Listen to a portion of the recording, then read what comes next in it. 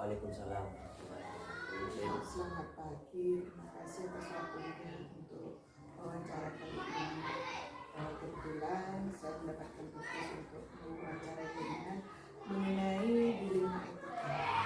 Mungkin Bapak selama ini sudah pernah mengalaminya. Kira-kira di sekolah ini ada tidak yang memiliki kasus bahwa seorang guru itu seenaknya saja memberikan nilai pada siswanya?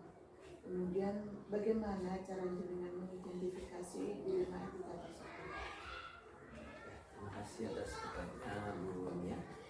Memang seringkali kita di sekolah mendapat kasus tersebut.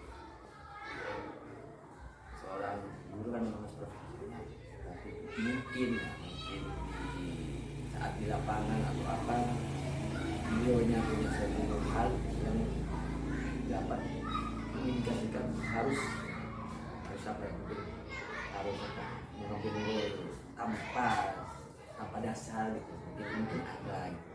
Dan kalau itu memang ada ya, tentunya kita sebagai pimpinan lembaga ya harus menginvestigasi dulu kebenarannya, entah itu baik secara langsung ke personalnya ataupun kita secara diam melihat mencari informasi yang akurat terkait hal tersebut. Itu mungkin yang kita lakukan ketika sudah ada indikasi benar, ya mungkin kita lanjutkan hal tersebut. Lalu ketika ada kasus seperti itu, Bapak, kira-kira dilema etika yang terjadi itu apa? Kan ada beberapa dilema etika yang bisa kita terapkan ketika kita mendengar sebuah kasus. Ketika seorang guru ini bisa kita kategorikan dilema etika yang mana? Ya, mungkin kita lihat dari sudut pandang, dari sudut pandang dari gurunya ataupun juga sudut pandang dari siswanya.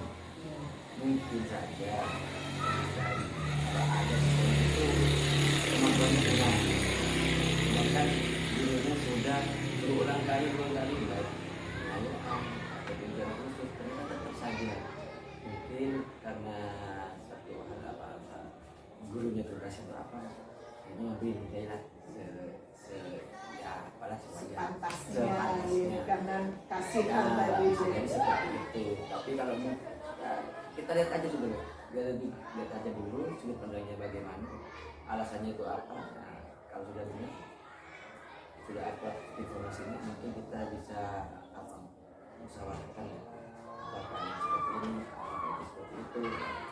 Kita harus menginvestigasi sebenarnya yang terjadi, akibat sebabnya itu apa.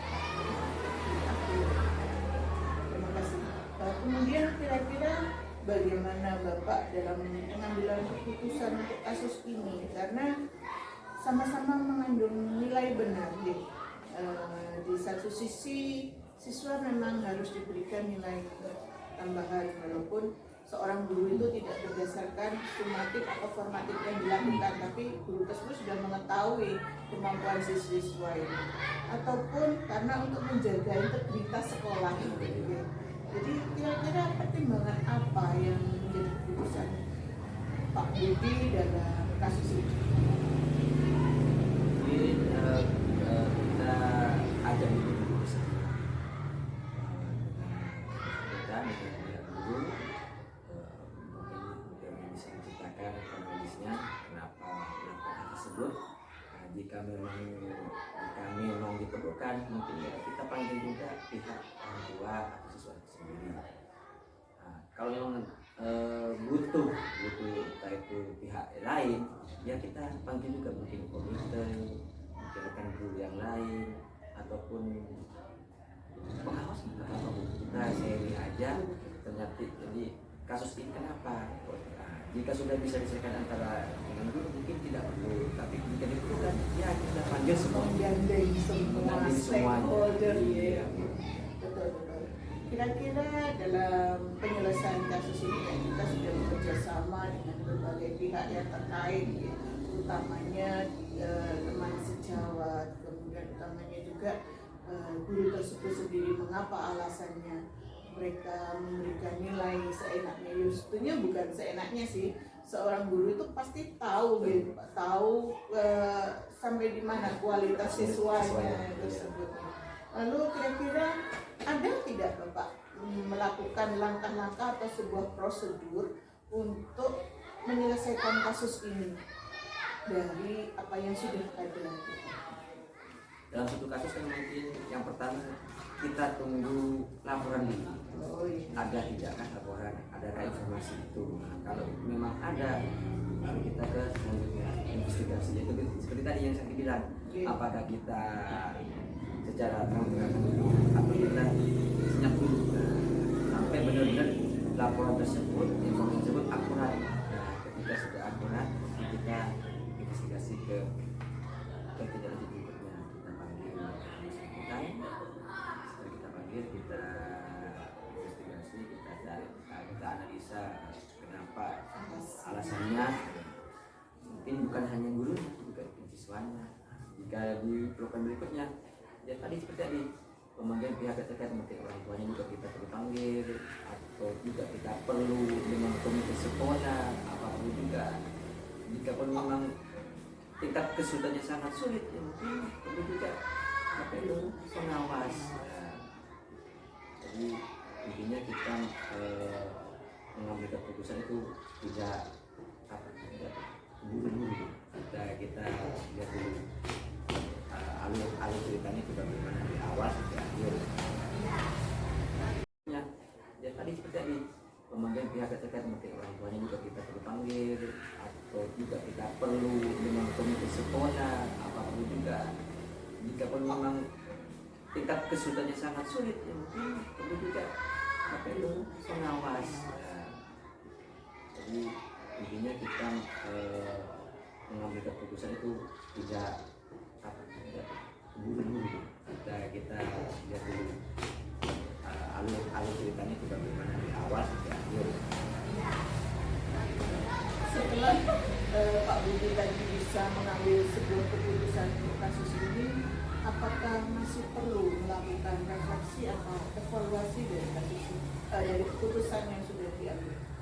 Pastinya perlu, dan kita kan tidak ingin hal tersebut terjadi lagi. Nah, jadi bagaimana, apa putus kemarin sudah cukup baik atau masih kurang baik? Jika memang sudah cukup baik, nah kita evaluasi, perlu peningkatan lagi. Jika kurang baik, ya kita evaluasi lagi bagaimana agar lebih baik lagi gitu. Kalau ini ya kita musyawarahkan lagi, kita sepakati lagi, kita analisis lagi, kenapa kok tetap, misalkan tetap, kenapa kok tetap, nah, kalau sudah berubah ya berubah. Lalu kira-kira hal apa yang Pak Budi anggap paling efektif untuk menyelesaikan kasus ini? Yang paling penting mungkin kita komunikasi, jadi musyawarah, kita duduk bareng, kita bahas bersama sebab akibatnya dari awal sampai akhir itu, terus kita temukan solusi bersama untuk sekolah. Lalu kira-kira dalam pengambilan keputusan ini tadi ada tidak halangan ataupun hambatan yang ada yang Pak Budi alami dalam pengambilan keputusan yang kita ini? Pastinya ada, pastinya halangan itu ada. Kita kan berbeda Sudut pandang, pandang. berbeda mungkin juga apa ya, tingkat pendidikannya. Kita melihat orang tua, kan ada yang lulus SD, ada yang lulus, kan pola pikirnya berbeda. Untuk menyampaikan atau mengkomunikasi itu kan perlu mungkin apa ya, seninya apalagi di desa gitu. Seni komunikasi. Apalagi di desa kan tidak sama dengan yang di kota yang sudah mungkin berpendidikan, memahami bagaimana caranya. Ya itu. Betul. Kemudian kira-kira apakah ada tata cara atau jadwal tertentu untuk penyelesaian kasus ini? Sebenarnya kita fleksibel saja sih. Maksudnya adakah laporan atau tidak? Ketika ada laporan kita tidak lanjut, mungkin kita atur jadwal investigasi, jadwal musyawarah kapan. Dan mungkin lebih cepat lebih baik gitu aja.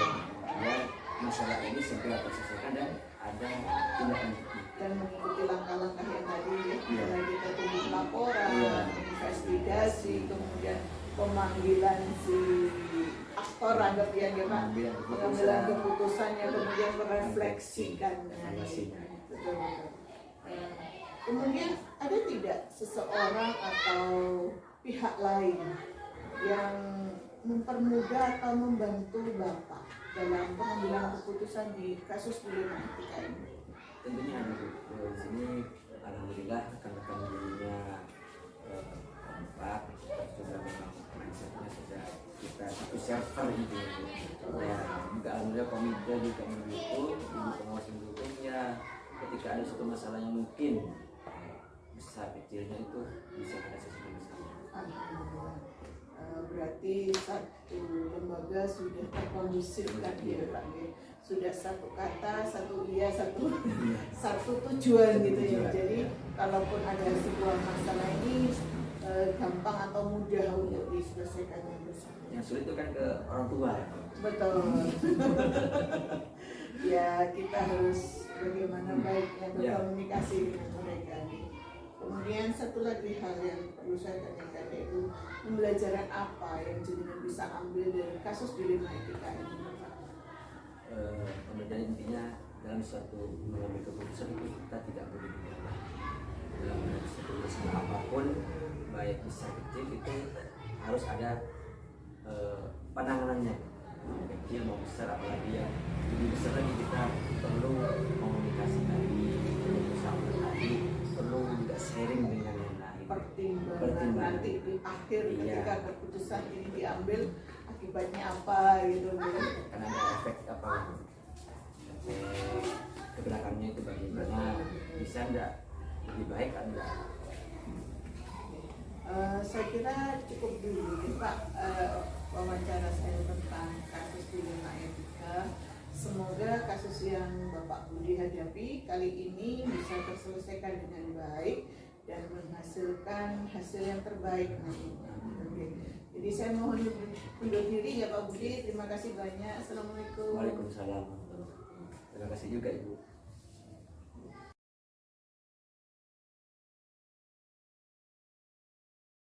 Pada kesempatan kali ini saya mewawancarai Ibu tentang dilema etika dan rujukan moral. Sebelumnya ada tidak kasus di sekolah Ibu yang tentang dilema etika? Ibu merasa ini benar, melakukan di satu sisi benar, di sisi lain pun benar. Ada nggak sih? Kalau yang tahun pelajaran sekarang saya kira tidak ada, tapi kalau yang tahun kemarin itu saya merasa ada. Kira-kira bisa tidak Ibu bercerita sedikit tentang dilema etika yang sedang Ibu hadapi di tahun kemarin? Itu hanya tentang siswa yang istilahnya tidak mau masuk gara-gara satu kurang dukungan orang tua. Yang kedua memang boleh dikata siswanya sendiri mungkin ya seperti yang malas gitu aja. Sedangkan kami sudah melakukan satu kunjungan ke sana, tidak hanya satu kali, berembuk sama orang tuanya, tolong Pak ini kalau bisa Bapak sempatkan untuk mengantar, karena mungkin sudah lama tidak masuk, dia merasa malu atau bagaimana sama temannya. Saya minta tolong orang tuanya diantar Pak. Sanggup, orang tuanya sanggup, tetapi buktinya anak itu tetap tidak masuk sampai pada waktu ujian baru masuk. Lalu dari cerita dengan yang diceritakan sebenarnya menarik sekali gitu, bahwa di sisi lain sekolah masih menerima tapi sisi siswa masih belum mau masuk. Baik Bu. Lalu bagaimana caranya dengan mengidentifikasi masalah tersebut? Dan setiap masalah perlu kita identifikasi dulu, kita cari awalnya bagaimana? Cara jenengan untuk mengidentifikasinya gimana? Ya, saya berkolaborasi dengan teman-teman guru yang ada di sini. Saya tanya, saya masuk di sini kan sudah semester genap. Awalnya bagaimana si anak ini sampai tidak masuk lama? Sudah nunggu, sudah sering kali didatangi ke sana. Ternyata tetap anak itu masuk satu kali, terus lama sekali tidak masuk. Waktu masuk sekali itu dia merasa malu sama temannya karena sudah lama tidak masuk. Sampai di sekolah itu pun teman-temannya ada yang ya sedikit molok-olok gitu. Akhirnya dari sana saya tanya, saya sharing-sharing awalnya bagaimana. Terus teman-teman dulu tuh bercerita bahwa itu adalah korban perceraian orang tua. Yang pertama identifikasi dulu ya Bu masalahnya, kemudian mencari informasi lebih, mencari informasi. Setelah informasinya agak banyak yang saya ketahui, saya juga ikut ke sana, berkunjung ke rumahnya. Pada saat ujian, tolong Pak, ujian sudah kurang 1 minggu, minta tolong sampai antarkan supaya dia mau masuk dan mengikuti ujian, supaya nanti pada saatnya dia bisa juga lulus seperti teman-temannya yang lain. Kemudian kira-kira dalam pengambilan keputusan supaya si anak ini bisa lulus sekolah nantinya, bagaimana, cara apa yang Ibu lakukan? Karena si anak ini tadi kan sudah tidak mau sekolah lagi gitu.